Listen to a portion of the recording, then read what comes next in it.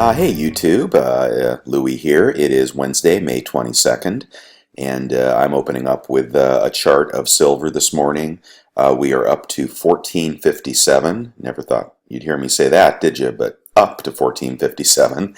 So yeah, we're still banging around here in the mid 14s. So here is how silver is doing, up a little bit on the day. Let's see, let's go to gold. Gold is also up $2.67 early morning, and Bitcoin is trading at 7,840. But I thought I'd read an article from Coin Update News, and just this caught my eye, so let's go ahead and read this article about the challenges of implementing a cashless society and what it means for our hobby. An article by Oz Shai, Senior Policy Advisor and Economist at the Federal Reserve Bank of Atlanta, drew some interesting conclusions based upon a multitude of studies that have been conducted over the years to investigate the behaviors displayed by consumers in a variety of situations.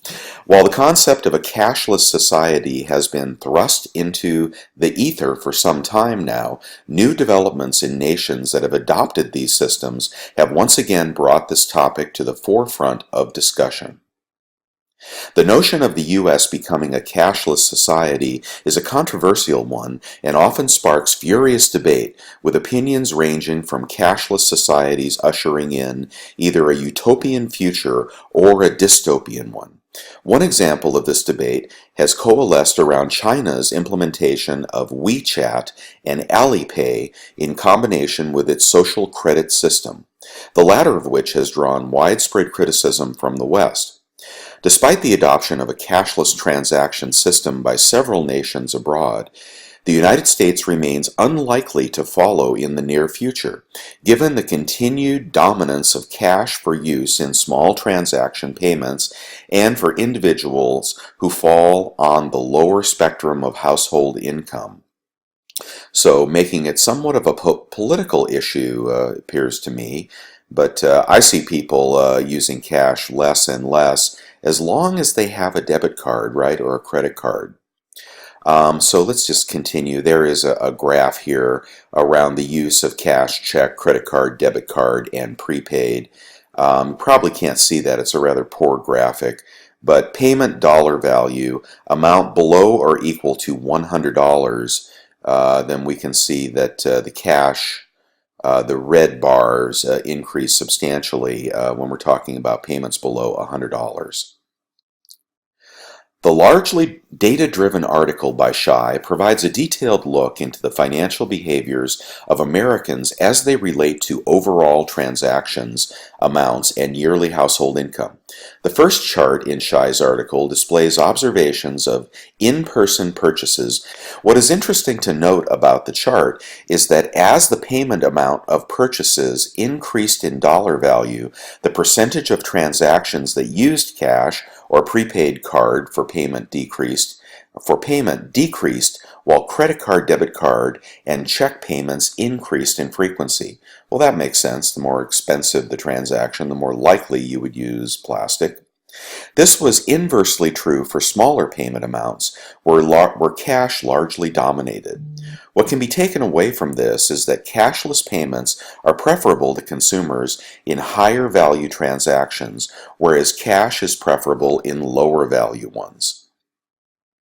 Chart 2, Respondents' Card Adoption Profile by Household Income.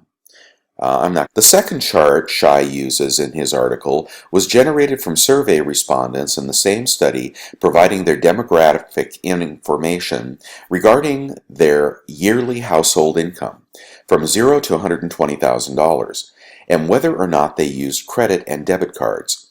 Data in the second chart correlates higher household income with an increased likelihood of credit card adoption or adoption of both credit and debit cards, as well as lower likelihood of use of neither type of card. At $10,000 or less yearly income, certainly poverty income in America, 21% of respondents said that they had neither debit nor credit cards, but the highest percentage went to those who said that they used debit only, between $10,000 and $20,000 yearly income. About half of respondents claimed to use both. At the median 2017 U.S. family income of $61,000, card adoption was almost ubiquitous, with only 3% using neither credit nor debit cards. So at the median income, plastic reigns. Pause on that for a second if you'd like to look at that. In Shai's article, combines data from the first two portions and examines two different groups regardless of yearly household income: those who carry both credit and debit cards and those who carry neither.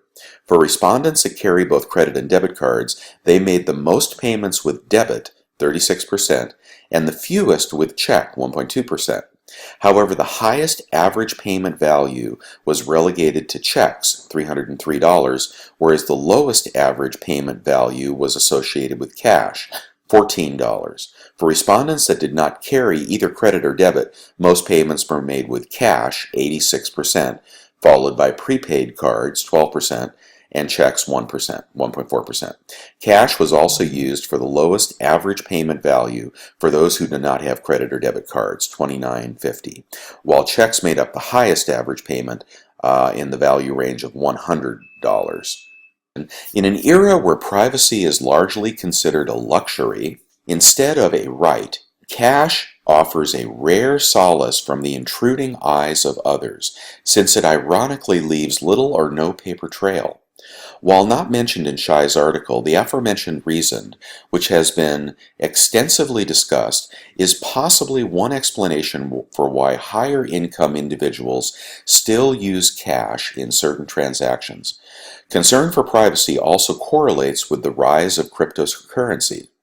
Cash will likely continue to dominate small transactions and still forms the overall background of purchases made by low-income individuals for whom it is more difficult to obtain credit card or set up a bank account. For these individuals, Shai has constructed a theoretical model which proposes that prepaid cards are the most feasible alternative to acquiring credit or debit cards in a cashless society.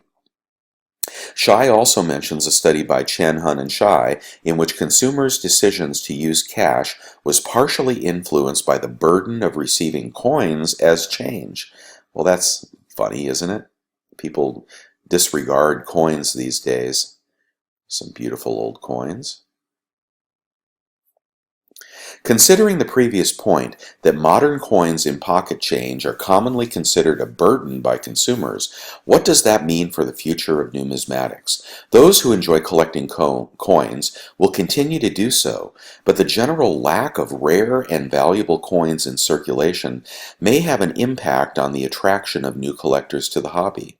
As most hobbyists often describe, their interest started by finding a unique and exciting coin in their pocket change. The Great American Coin Hunt was an excellent idea, as it temporarily reinvigorated the hobby by encouraging the release of fantastic coins back into circulation and brought back the nostalgia of simply finding a great coin in one's pocket change instead of looking for one online at a coin shop or at an auction. More will need to be done, however, to draw new people into the hobby, as many younger collectors now describe their interest coming from coins that our relatives have passed on to them rather than discovering fantastic coins in their own coinage. On a more positive note, will the U.S. Mint's new 2019 W quarter, struck by the famous West Point Mint and released into everyday circulation, make a difference? Perhaps. Redbook senior editor calls them one of the most exciting coin programs issued by the U.S. Mint in many years and estimates their retail value to be $25 or more in the average mint state, with higher grades, gem, examples selling for hundreds of dollars. As more collectors become aware of these coins and realize they need to complete their sets, demand should rise. All right, to read the entire article, I'll put the link down below, the website of the Federal Reserve Bank of Atlanta. So what are your thoughts about the increasing use of credit, debit, and prepaid cards, but the continued use of cash among poorer people? Seems to me that it would be difficult for the government to remove cash completely when the lower socioeconomic class uses it extensively, kind of like the voting laws and so forth. So if poor people cannot obtain credit and debit or do not wish to, perhaps there will always be some form of cash. Or will they switch to a prepaid card to replace cash? Certainly seems to be in the government's interest to remove cash from circulation. You see movements like that in India, for example, where the black market really operates on a cash-based society, and taxes can be avoided.